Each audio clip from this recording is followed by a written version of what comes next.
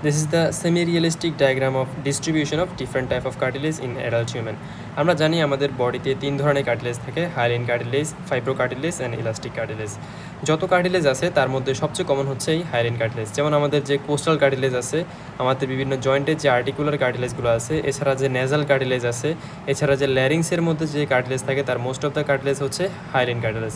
এছাড়া ট্রাকিয়া এবং ব্রঙ্কাসের কার্টিলেজগুলো হচ্ছে হাইলিন কার্টিলেজ। আমাদের যে লং বোনের মধ্যে যে এপিফাইসিয়াল প্লেট থাকতো, যে গ্রোথ প্লেট থাকতো, এই গ্রোথ প্লেটের কার্টিলেজগুলোও কিন্তু হাইলিন কার্টিলেজ। এই হাইলিন কার্টিলেজের ফাংশন হচ্ছে ফার্ম স্ট্রাকচারাল সাপোর্ট দেওয়া, ফ্লেক্সিবিলিটি দেওয়া, শক অ্যাবজর্পশন অ্যান্ড ফ্রি মুভমেন্টে হেল্প করা। আচ্ছা, এরপর হচ্ছে আমাদের ইলাস্টিক কার্টিলেজ। এই ইলাস্টিক কার্টিলেজ হচ্ছে কোথায় পাওয়া যায়? এগুলো হচ্ছে আমাদের এক্সটার্নাল এয়ারে পাওয়া যায়, এপিক্লোটিসে পাওয়া যায়, এছাড়া হচ্ছে আমাদের যে ইউস্টেশন টিউবের মধ্যে ওইটা পাওয়া যায়।